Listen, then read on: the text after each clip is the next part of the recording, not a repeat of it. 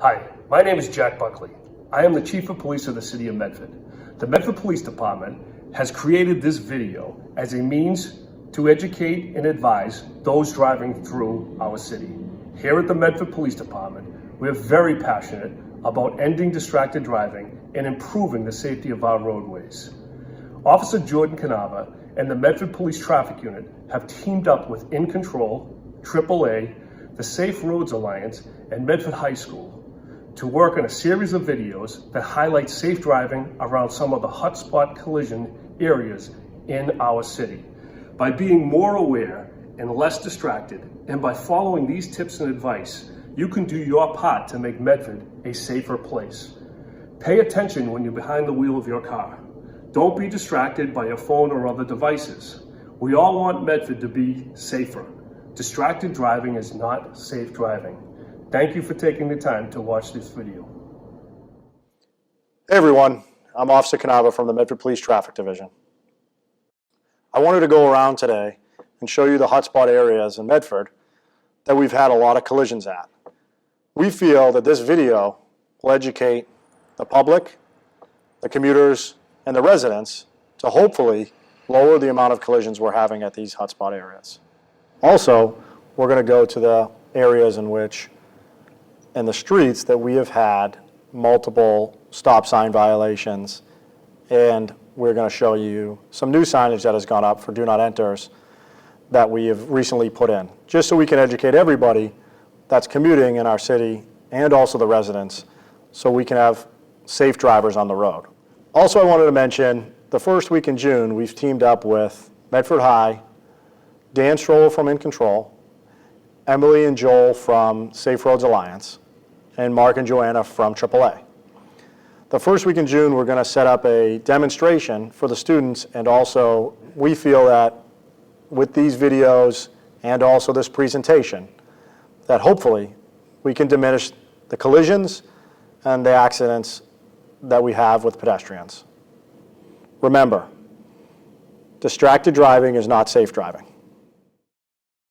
Here with Dan Strollo from In Control, we're going to be going over this video and pointing out some of the areas that we were talking about. So this first intersection, what do you guys call this? This is South at Main Street. Okay, and tell me what's going on. South Street, that everybody knows here, is a very difficult street because you can go straight over Route 16, as you can see. You can turn right onto Main Street, or you can go left on Main Street. The difficulty that we have is this vehicle coming here. You can see this blue Subaru is trying to go all the way across, and also this Nissan is trying to go all the way in the same area. And we have other vehicles coming down Main Street. This is going to change in the coming months, but we want to educate everybody now because we don't know when that's going to be. So what we're going to recommend people do is practice some patience in those situations.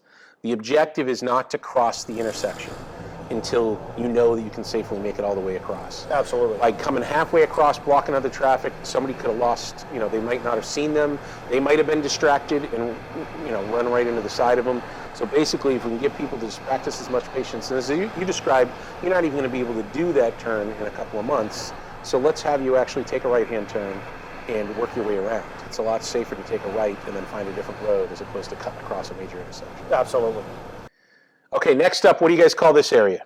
This is Winthrop Street Rotary, and obviously the residents in this area know this rotary. It's a high collision area that we have because you got High Street and Winthrop Street, and it's a four-way enter and exit. And as you can see, it's very difficult. So when the vehicles coming on High Street, you have to really be patient and wait so it's clear. And also the vehicles coming up Winthrop Street need to make sure that it's also clear from High Street. You need to stop and yield and make sure that it's safe to travel into the rotary. So anyone in the rotary has the right of way, period. If everybody followed that rule, rotaries would be a lot safer. They are something that helps us avoid coming to a complete stop if in fact the rotary is wide open. But if you see traffic in the rotary, you got to stop and let them go before you. Absolutely. All right, next up, where are we? This is Lawrence at Winthrop. We put this in here because a lot of the high school students will travel this road to get to the high school. This is a no turn on red. And we've been seeing a lot of vehicles that'll still turn on the red. That causes a lot of collisions in this area. So we really wanted to put this on there because the students at the high school are really traveling often on this area. Okay, so one thing I would say is first and foremost, you definitely don't want to take a right on red if it says no turn on red. So if it says that you can take the right on red, you have to come to a complete stop, and then you can make your right-hand turn. One thing I would add, and this is not just for students, but for all the drivers in the community, is I don't want you on your cell phones just because you stopped the car. If you're at a stoplight, if you're at a stop sign, a lot of people think it's okay to pick up their phone, check the message real quick. I got 20, 30 seconds. The problem is that takes you out of situational awareness. You're suddenly paying attention to your phone, you're not paying attention to your surroundings, and then all of a sudden the light turns green and maybe somebody honks at you, or maybe somebody doesn't, but you just feel like you've got to get going, and now you're not completely paying attention. Your brain is not caught up with what's going on around you, and that's why we're seeing a lot more pedestrian crashes, bicycle crashes, and even 2 or 3 blocks down the road, you haven't completely picked up all the things going on around you, and you might get into a crash there. So keep the phone away until you're at your destination. All right, next up, tell me what intersection we're at here. This is the one right off the highway. Yeah, this is Roosevelt Rotary. So this is a really tough intersection, and you're going to see here, this vehicle has a yield sign, the orange Honda. They had a yield sign. Obviously, they didn't yield to the oncoming traffic. This is a really bad intersection that we have a lot of accidents at. Yeah, and again, it's just a simple rotary situation where this is a big rotary that goes over the highway. You're supposed to yield to the traffic that's already in the rotary, and that orange vehicle just kept going, never slowed down, and could have been sideswiped, and somebody could have gotten hurt. So next up, I think you told me this neighborhood has a lot of problems with stop sign violations. This is Fulton Spring Road at Fern. And this, we have repainted, the DPW repainted this to understand. I mean, this is that vehicle just right there. It's a complete stop, everyone. You know, people are rolling through this stop sign, and it's become a real bad issue for this area. Yeah, I know we spent a couple of minutes over there, and you can't completely see around the corners. People coming up, and if you don't come to a complete stop, and some young person, there was a young girl there the day we were filming, just runs right out in front of your car, you can't control it. You cannot stop that vehicle as quickly as you think you can. That's one of the first things we try to teach you in our course. And what I would tell you here today is you got to come to a complete stop, and then you can proceed once you know it's safe. Absolutely, definitely. Okay, next up, this is another similar stop sign issue. Absolutely. You can see again, this Jeep, this is Fulton Spring at Fulton. You can see that Jeep just went through the stop sign. This is a heavy commuter area, and vehicles come down Fulton Spring, and if you don't completely stop, these bushes here are also going to take your view away. You really, once again, need to do a complete stop. Okay, now there's a section of town you guys installed some new signs lately. Yeah, this is Baxter, and they put the do not enter signs. These were recently installed, and I think we did Baxter, Sturgis, Aquavia. There may be one other one in here, but they just recently entered these do not enter signs. These are for residents only in the certain hours. The sign explains everything you need to know, but we wanted to update the public and also the residents and commuters that you have to obey these do not enter signs. There's not allowed to be driven in there, and the hours and times and days are on there. So next up, we got another pretty hairy intersection here. Yeah, this is Salem Street at Spring, and this intersection has been reworked. They've put in new crosswalks and new lines. Remember, they put this new white line in here recently. It doesn't mean that you can bear right here and go through that solid white line and take a right. You're supposed to wait behind here, and obviously this person coming out is supposed to be behind that motorcycle.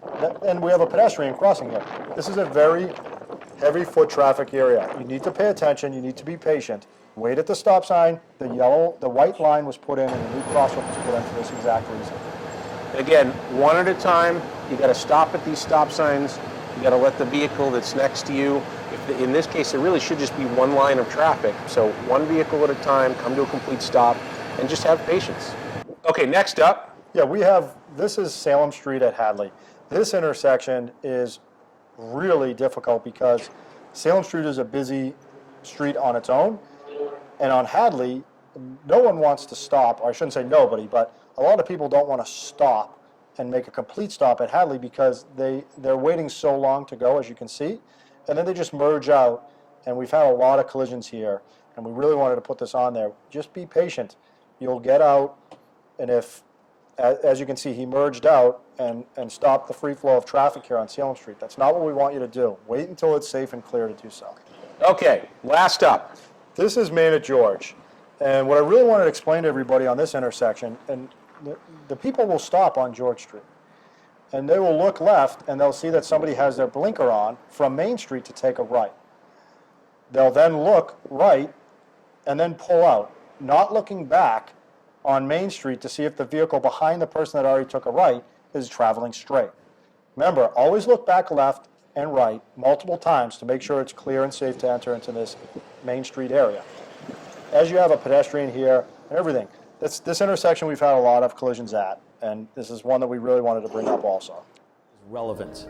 Many crashes involving pedestrians occur when a driver does not yield to a pedestrian in a crosswalk. In accordance with standards established by the Departments of Highways, a driver must yield to pedestrians when pedestrians are in the same lane of travel as the vehicle, and also must yield when pedestrians are in the opposite lane of travel from the vehicle, but within 10 feet of the vehicle's lane of travel.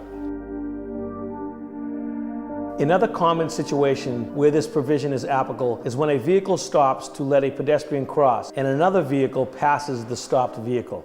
This is called the double threat. According to Mass General Law 89, Section 11, no driver of a vehicle shall pass any other vehicle which has stopped at a marked crosswalk to permit a pedestrian to cross.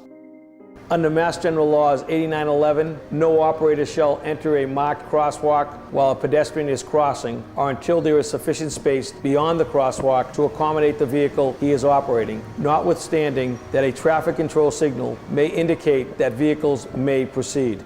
Whoever violates any of the provisions of Chapter 89, Section 11, marked crosswalks, yielding right-of-way to pedestrians, shall be punished by a fine of not more than $200. Lastly, I just wanted to give some advice. Remember, we're going to get through the bad times and enjoy the good times.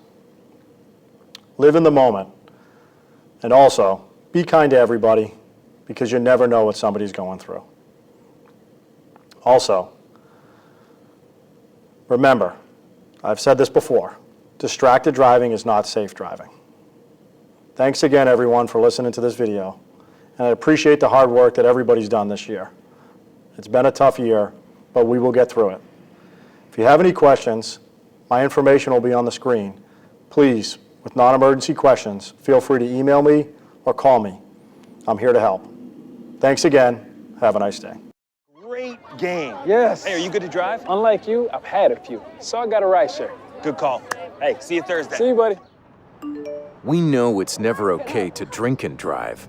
Now we need to remember that it's never okay to text and drive. Studies have shown you're distracted for up to 27 seconds after using your phone. Don't drive intoxicated. Don't drive intoxicated. A sobering message from AAA.